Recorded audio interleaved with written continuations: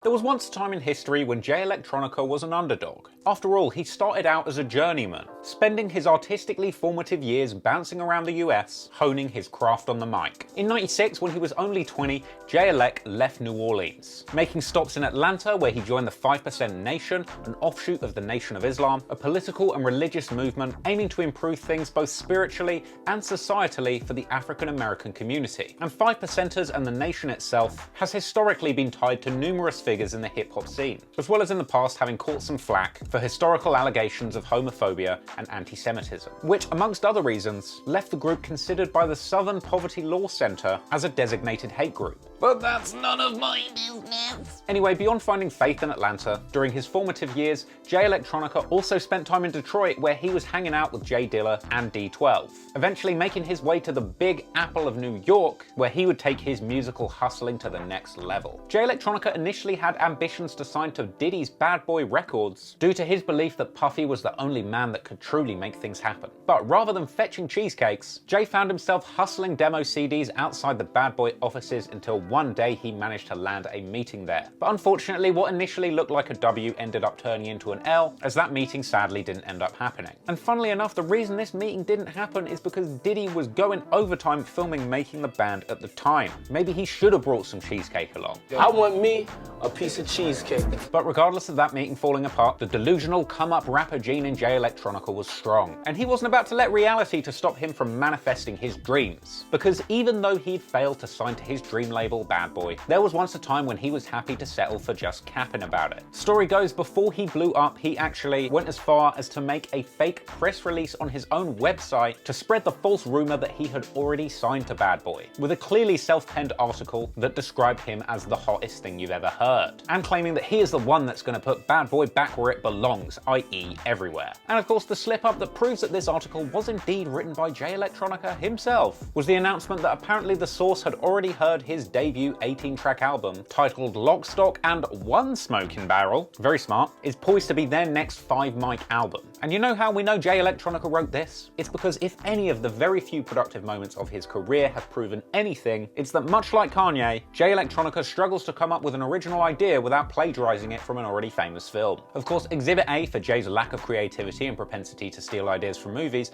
comes from his first full-length musical outing. Well, I say full-length. It was his 15-minute opus, Act 1, Eternal Sunshine, that got him the seeds of recognition back on MySpace around 2007. After the first track of it, recorded in the internal mic of a MacBook, running GarageBand over the score of the movie Eternal Sunshine of the Spotless Mind, picked up some steam organically online. That Act 1 mixtape managed to bag over 50,000 downloads within the first month and was generally considered Jay Electronica's big break. And of course, Jay wasn't planning to stop there, because Act 1 was actually supposed to be part of a trilogy, followed up by Act 2, Patience of Nobility, The Turn, and Act 3, The Last Will and Testament of Timothy El Padaro Thedford, The Prestige. All of these are titles clearly inspired by the famous explanation of the stages of a magic trick from the 2006 Christopher Nolan film The Prestige.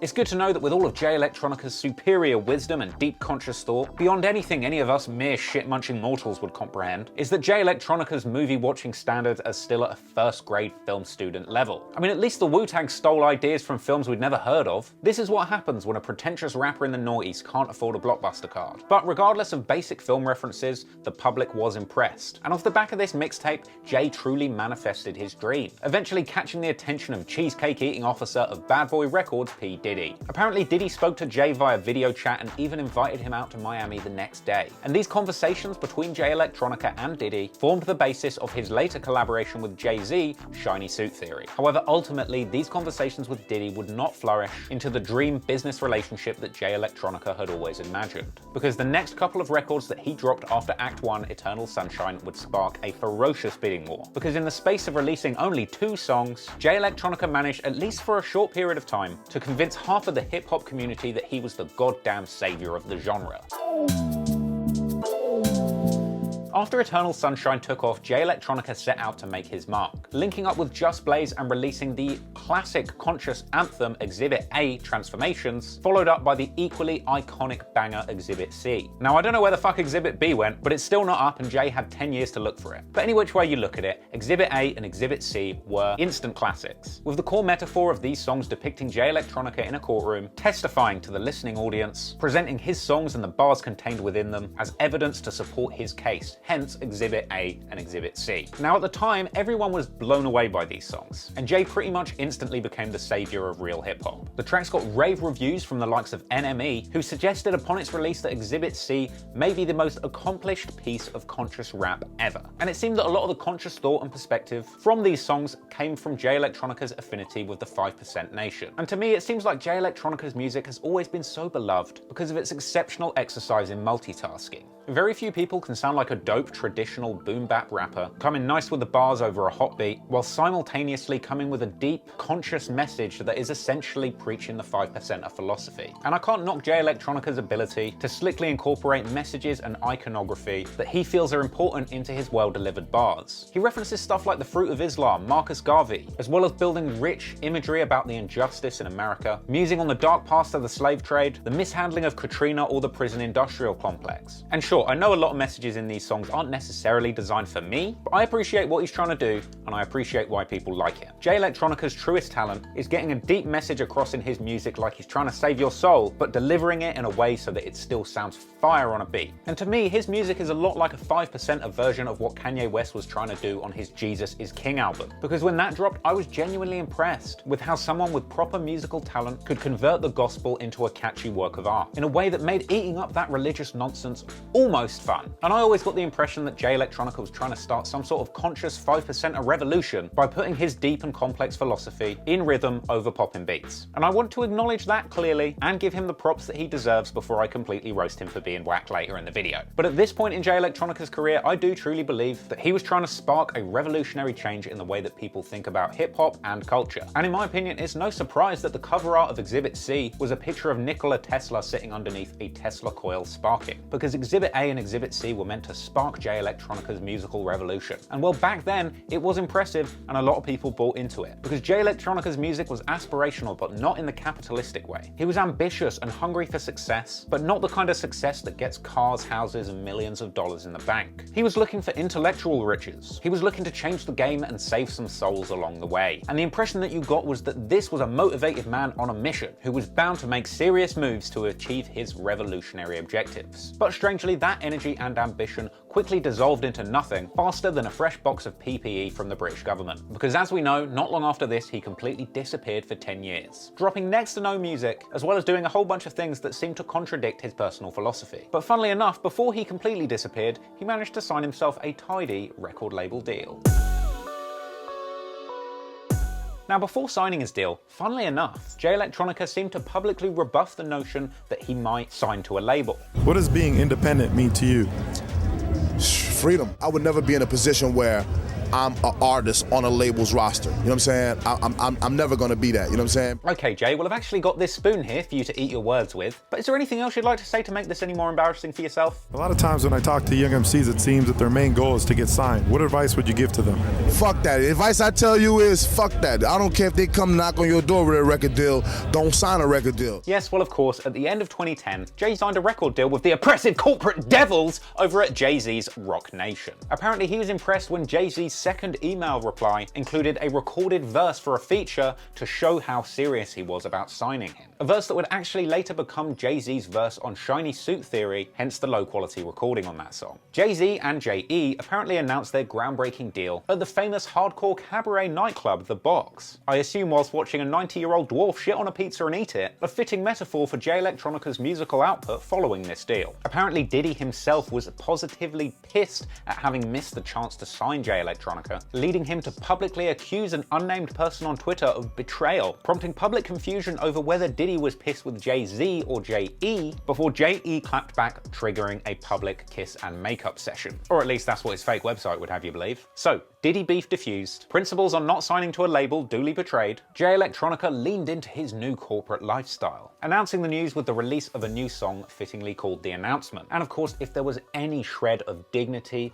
or self-respect as an anti-establishment, anti-corporate revolutionary, that immediately went straight out of the window when he decided to appear in a commercial for fucking Mountain Dew. An ad where he starts out rapping to a packed crowd, and by the end is performing to a sad empty room. Yet another fitting metaphor for his career. Because the only thing more noble than using your rap skills to try and convert 85% of society to your made-up religion is using them to convince those same people to drink an extra large bottle of Mountain Dew Code Red now with 13x more diabetes. I'm J Electronica. When I rhyme, the whole world disappears.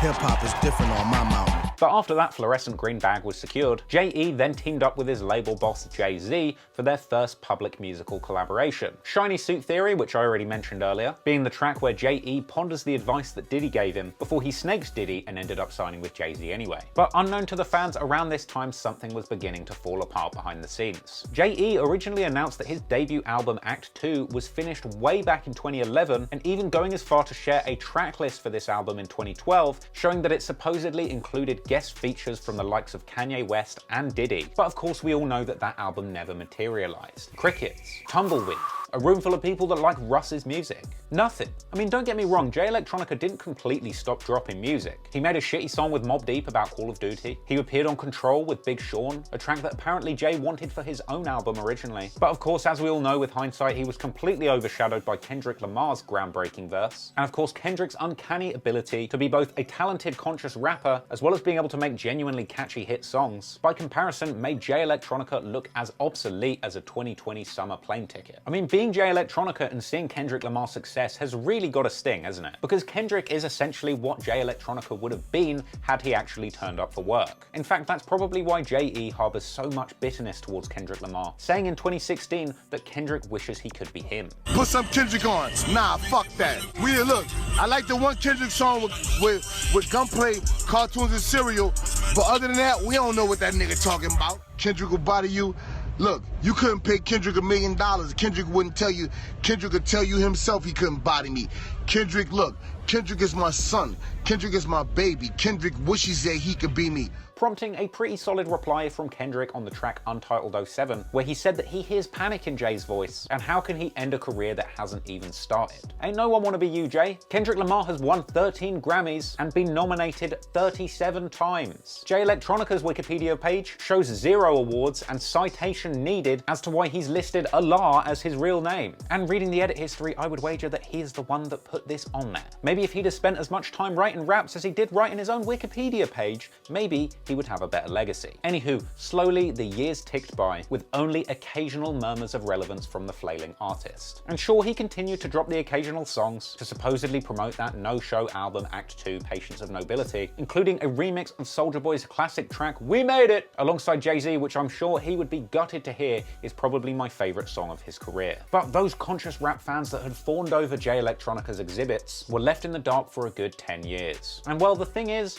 over this decade, Jay Electronica did seem pretty distracted from music, because he'd taken on a seemingly different project. Probably the last thing any conscious rap fan would have expected him to do, frankly. He decided to put his music career on hold and go and break up the family of a member of the Illuminati, apparently.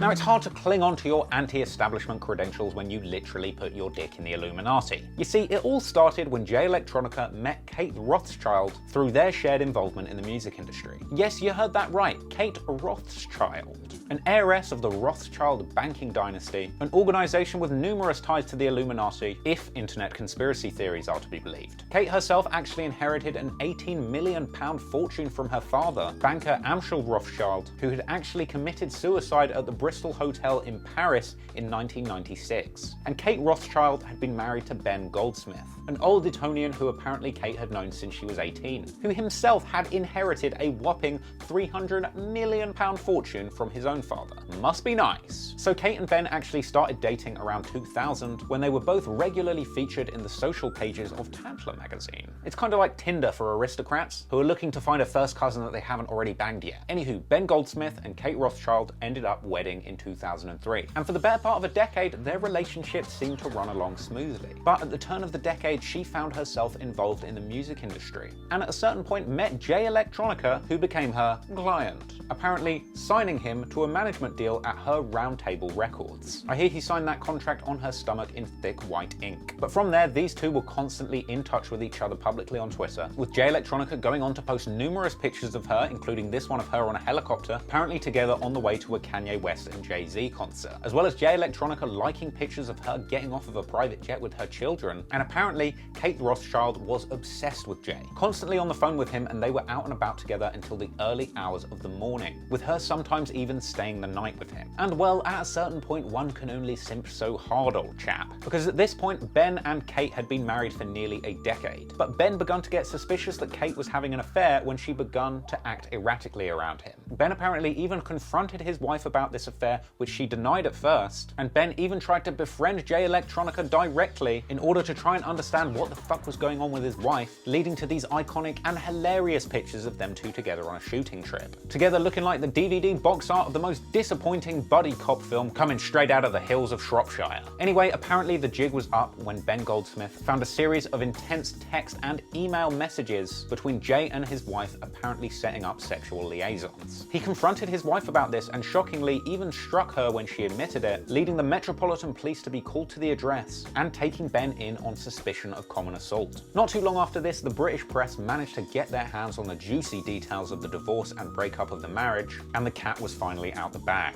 And to be honest, as a simple English peasant, it was just nice to know that when a rapper says he's fucking your bitch, that sentiment extends all the way to the top of the British aristocracy. And as it turned out, Ben's older brother himself, unsuccessful mayoral candidate, unsuccessful 2019 MP candidate, yet still inexplicably a minister due to Boris Johnson finessing a pity peerage for him, Tory politician Zach Goldsmith, he'd also had a 10-year marriage collapse in 2009 when his affair came to light, one that he'd been having with Kate's younger sister Alice Rothschild, proving once and for all that yes, the British aristocracy is as incestuous and inbred as everybody thinks. Web toast for everybody! Anywho, as much as it's a laugh for mega enlightened Jay Electronica to break up the marriage of an Illuminati heiress to stick it to the man, let's not forget that Ben Goldsmith and Kate Rothschild had 3 children together, and Jay Electronica swinging conscious dick at the Illuminati isn't really a noble or woke thing to do. And I doubt there's any deep, mystic 5%er logic to justify why getting yourself involved in any of this shit is anything to be proud of. But to be fair, Kate Rothschild didn't really keep it classy herself, having decided after the dust had settled to air out her failed marriage on Twitter, where she said that Jay Electronica had saved her life, a funny way of saying that she had ruined her life herself. And Jay, of course, kept it very classy, deciding to jump in and threaten Ben Goldsmith on Twitter too. So I know, that's all a lot of exciting drama, but not a lot of music. And so for 10 years, whilst he was running around trying to put his dick in women with famous last names, Jay Electronica was letting his fans down over and over again. And over that period of time, his buzz begun to cool off. The mystique around this mythical enigma begun to fade, as other conscious names were coming through the halls of hip-hop, fulfilling and even exceeding the expectations of fans, while Jay Electronica's career fell to the wayside under a mountain of excuses.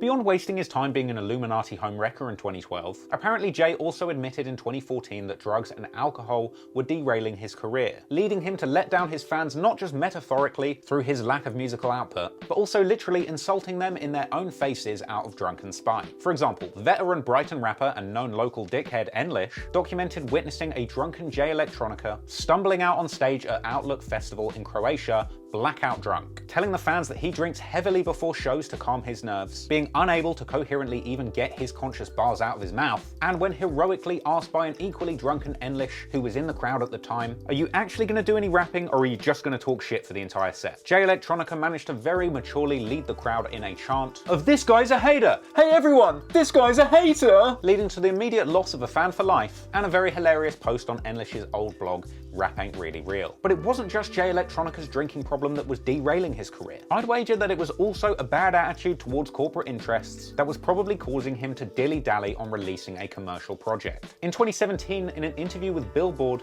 he delusionally described albums as a false construct for labels to make money, as well as kind of talking out of turn about his label boss Jay-Z, sounding pretty ungrateful for the 10-year Roc Nation deal which up until this point he'd done completely fuck all with, saying he doesn't give a damn about record deals and that he's not a 19-year-old kid anymore, and suggesting that Jay-Z knows not to ask him when the album is coming because it will cause bad blood. Jay Electronica's the type of dude that you would lend $100 to, and when you ask for it back, he'd go off on you for not respecting your friendship. Jay Electronica at this point seemed to completely overlook the fact that even if albums are a construct to commodify art for corporations to make money off of, that money has to come from somewhere, and that somewhere is the fans willing to buy your whack-ass project. And those fans had been waiting a decade now, and by this point pretty much all of Jay Electronica's goodwill was running out, because by 2019 the tide had pretty much completely turned. Fans that used to idolize J.E. now resented him. Now it was hard to consider him anything more than the punchline of a joke about rappers that never released their albums. It seemed like the title of the savior of hip-hop was a crown just a little bit too heavy for Jay Electronica's drunken swaying neck to hold up. And frankly, Jay's behavior had exposed him as a hypocrite. I know he got a couple of hot lyrics out of flexing that he'd smashed a Rothschild, but that shit really was at odds with this image that he was trying to portray in his music. So unpredictably, by the time J.E. got his act together and finally released that album in 2020, the response was a lot less forgiving than it would have been back in the 2010s. After literally 10 years of waiting, Jay Electronica popped up, sharing some tantalizing details about his mythical album. In March 2019, he replied to an IG story post suggesting that a joint album with Jay-Z was likely, and he eventually took to Twitter to say that his album was done. You know, albums, the things that are social constructs for corporations to make money? Well, I guess Jay had some bills to pay because he revealed that the album was done, recorded in 40 days and 40 nights, and that it would be releasing 40 days from that post. But sadly, he didn't reveal what the fuck he'd been doing for those 3,610 other days that he had to work on this album but didn't. A lot of people at this point said, sure Jay, we'll believe it when we see it. But then when Jay-Z liked all of those tweets, it felt that this time might just be different. And from there, Jay-Z's title announced 3 listening parties for the album, which were later scrapped due to the ongoing health crisis. Hell, for a moment it seemed like Jay Electronica might have sparked a global pandemic just to get out of dropping this fucking album. But the promo continued, and on March 12th, J.E. pretentiously released the title, cover art, and track listing of the album, notably all written in Arabic despite his mainly English-speaking audience. Because fuck you, Jay Electronica fans, but by God, as promised, 40 days later that shit actually dropped. But how was it, you ask? Well, feeling a light 5 on this one. Hell, even that's generous. In my opinion, a written testimony is hot garbage considering the 10-year expectations that we had for it. Hey, maybe what he really needed was 20 years to get his pen game up. Many people were surprised by the fact that it featured 7 Jay-Z collaborations out of 10 tracks, with many describing it as Watch the Throne Part 2, though I would probably just call it Watch the Throne's boring cousin that keeps trying to convert you to a made-up religion at the dinner table. Of course, Jay-Z's numerous appearances did make a lot of sense for sentimental reasons. In some ways, Hover's appearance on this album made the mythos of Jay Electronica come full circle. After all, some of the first lyrics of note that Jay Electronica ever dropped seemed stolen from Jay-Z anyway. But of course, it was naturally disappointing for Jay Electronica fans. I mean, you wait 10 years for this album to come out, only to find Jay Electronica hiding, quivering, and reeking of Jack Daniels behind Jay-Z. I mean, in the time since Jay Electronica's been signed, Jay-Z has released 2 solo albums and become a billionaire. And yet with everything on his plate, he still finds time to pop in the studio and mop the floor with the guy that 10 years ago everyone said was going to be the savior of hip-hop. It's more Jay-Z's album than anything, and you can guarantee that this album wouldn't even be being heard by fans had it not been for his involvement. Immediately, people noticed that J.E. was getting upstaged, naturally attracting the ire of hip-hop commentator and inflator of things since 2003, Toe Budden. Problem number 1 for me here.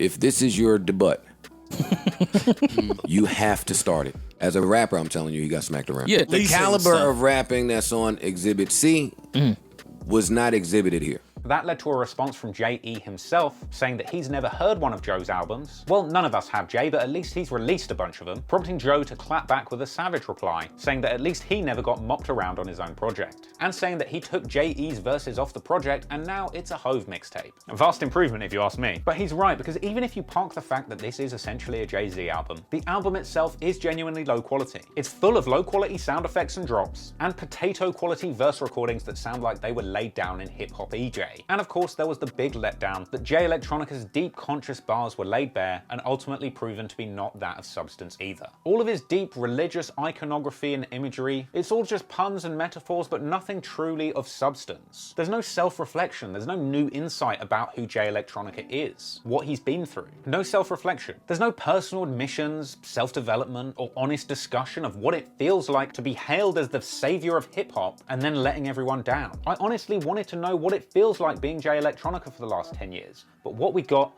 was the same old Jay Electronica bars that we were hearing 10 years ago. Calling this thing Watch the Throne 2 is way too generous, because at least Watch the Throne was an honest portrayal of what those two artists were living and going through at the time. I don't feel like Jay Electronica's music is coming from an authentic place like it used to. Back then, it really fit into the cultural zeitgeist of what was going on in hip-hop at the time, and truly felt like something going against the grain. Thing is, Jay Electronica's music is stuck in 2009, and fails to acknowledge everything that hip-hop has been through since then. Play Exhibit C for a young hip-hop fan today, and they'll probably spit Xanax saliva in your face and admonish you for wasting 5 minutes of their time with this stinking pile of faux conscious elevator jazz rap. The problem with Jay Electronica's music is it's so pretentious and hard to enjoy. And I'm not just using pretentious as a buzzword to roast Jay Electronica with a different simile I haven't used yet. The dictionary definition of pretentious is attempting to impress by affecting greater importance or merit than is actually possessed. I personally feel like the only thing that seems impressive about Jay Electronica is his overly convoluted bars. They seem to have the air of something deep and something special, because you can't quite understand what the fuck he's talking about unless you have the copy of a Quran and Genius.com to hand. But the reality is that once you look deeper into this bars, usually what you find is that he's just used another reference or metaphor to nod to the fact that he's a 5%er, but not actually using any of those teachings or any of that wisdom to reflect something new that Jay Electronica fans haven't yet heard about himself or his journey. It's just pretentiousness. You're supposed to think it sounds good, but he's really not saying anything at all. When Jay Electronica was a young upstart with his whole career ahead of him, the halo effect was strong and it was a lot easier to see him as a mythical, holier-than-thou figure. But now, at the end of his career, a washed-up homewrecker with a history of alcohol misuse, disappointing his fans, and intermarital adultery, I wonder why he's not dropping any of that great religious wisdom or judgment on himself. Sure, it's cool that he rhymed Quran with haram, but what about telling us why you've spent the last 10 years living against the principles that you've been preaching in your music? Pretty sure that Jack Daniels bottle that you're clutching on stage is haram too, Jay. Rather than dropping another line flexing about how he banged a Rothschild, why doesn't he give us some of his side of the story and explain why he decided to get tangled up in such an embarrassing mess and have sex with somebody's wife? We ultimately learned nothing new from Jay Electronica's opus. We knew he was a 5%er in 2009, and the world is a very different place in 2020 than it was in 2009. But I don't think with all of this time and all of this experience, Jay Electronica's perspective has broadened at all, even with the greatest expectations of hip-hop history on his shoulders. I really think that if he'd have come out with a project that truly sounded like 10 years of wisdom and self-reflection, delivered over a more enjoyable selection of beats, he might have had a shot at getting the recognition that he felt his hype deserved. But ultimately, the sad truth is that 5% of listeners are going to love Jay Electronica's bars no matter what anyone has to say. 10% of people will be ignorant and blind to whatever the fuck Jay Electronica is saying in those pretentious lyrics and think it's trash just like me. And 85% of people are still going to be wondering, what the fuck is a Jay Electronica? New merch alert, head on over to traplaw.com or down to the merch shelf below and go and cop some of that big boy Trap Law merch. You know what I'm saying? I've got these new Trap little patch t-shirts that pop a lot in, leaving little some marks on those. Allow that, allow that. And I've also got the I'ma Stay Home special shirts, with all the proceeds from those going to the WHO's Emergency Response Fund, fighting and helping those in need with this ongoing health crisis. So make sure you show some love, go cop some of the merch, traplaw.com or the merch shelf below. I appreciate you. I also want to give a big shout out to my Patreon gang. I'm actually making some changes at the moment that means that any new merch that anybody wants to get, you can go and get at traplaw.com, but all of the classic merch designs, like all of the old Traplaw tees that you see me wearing in all of my old videos, those are going to be available to purchase exclusively for the Patreon gang and my Twitch subscribers. So if you want to cop one of those classic tees, then my question to you is, are you a member of the gang? And if you're not, I don't want to hear it. But if you are a member of the gang, a big shout out to you. I appreciate you. That's Dujuan Jones, Ban Johnson, Jay, Chris, Sebastian Andres Laredo, Sean Anderson, Vampires for Hire, Roberto Rosas, Mathis Martin, Deshaun Campbell, Antonio Groza, Bash the Prince, Chris J, Claire Audion, DJ Fred 100, Griffin Fuller, Henry Henry Bryant, Jaden Cho, Jason Wyman, Javier Gonzalez, Jessica Simmons, Kizzlebob, Niraj Shukla, Otaku VS, Penis Bag McPenis Space, yeah, I said it, Pyromancer, Vivi, and Wilson Psychedelic, and every other name that you see on screen right now. Shout out the gang. Gang, I appreciate you, and we're going to make sure that this month's money from the Patreon gang goes to worthy causes fighting against the health crisis. You know how we do it real big, baby. Appreciate everybody for watching the video and supporting. It means a lot to me. I hope you're all staying safe out there. Make sure that you go and hit that merch shelf below, or head over to traplaw.com. Gang, I appreciate you, and until next time, bye.